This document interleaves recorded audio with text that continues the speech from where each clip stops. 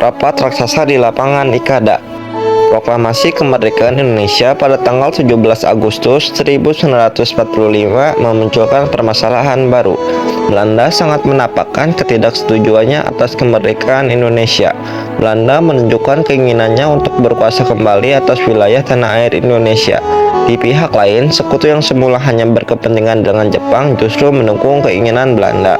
Pemerintah Jepang sendiri pada tanggal 10 September 1945 telah mengumumkan akan menyerahkan Indonesia pada sekutu. Menghadapi kenyataan tersebut, muncul ketidakpuasan di antara para pemuda atas kebijakan pemerintah dalam hal pengambil alihan kekuasaan dari Jepang.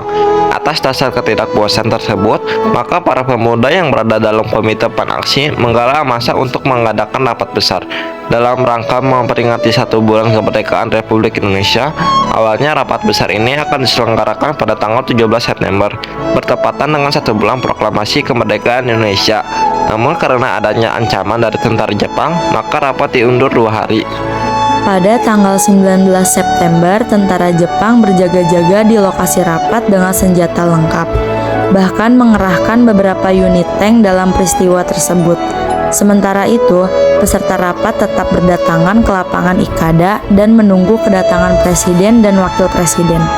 Rakyat Indonesia yang sudah tersulut api semangat kemerdekaan tidak gentar dan mengabaikan penjagaan dari tentara Jepang. Situasi saat itu sangat tegang dan bentrokan berdarah bisa terjadi sewaktu-waktu. Pada saat yang sama, pemerintahan Republik Indonesia yang baru terbentuk sedang mengadakan sidang kabinet. Mendengar kabar adanya rapat raksasa di lapangan Ikada yang dijaga oleh tentara Jepang bersenjata lengkap, Soekarno dan Hatta kemudian berangkat ke lokasi rapat. Soekarno memberikan pidato singkat selama 5 menit yang berisi 1. Meminta dukungan dan kepercayaan rakyat terhadap pemerintah Republik Indonesia. 2. Menuntut rakyat untuk mematuhi kebijakan-kebijakan pemerintah dengan disiplin. 3. Memerintahkan rakyat untuk bubar meninggalkan lapangan dengan tenang. Perintah yang dikeluarkan Presiden Soekarno dipatuhi, sehingga rapat raksasa di lapangan Ikada berakhir tanpa adanya bentrokan berdarah antara rakyat dengan tentara Jepang, dan berakhir dengan aman juga tertib. Pernyataan Sri Sultan Hamengkubuwono IX. Pada masa penjajahan Hindia Belanda, Kesultanan Yogyakarta merupakan salah satu pecahan dari Kerajaan Mataram akibat Perjanjian Giyanti tahun 1755 dan Perjanjian Salatiga tahun 1757. Sekitar tahun 1945, Kesultanan Yogyakarta berada di bawah pimpinan Sultan Hamengkubuwono IX.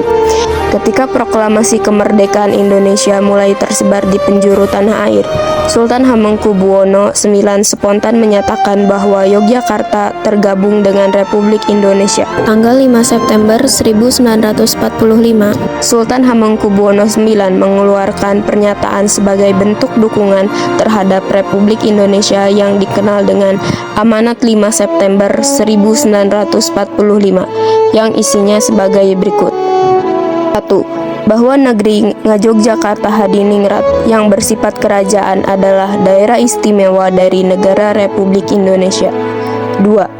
Bahwa kami sebagai kepala daerah memegang segala kekuasaan dalam negeri Ngayogyakarta Hadiningrat, dan oleh karena itu berhubung dengan keadaan pada dewasa ini, segala urusan pemerintahan dalam negeri Ngayogyakarta Hadiningrat mulai saat ini berada di tangan kami dan kekuasaan-kekuasaan lainnya kami pegang seluruhnya.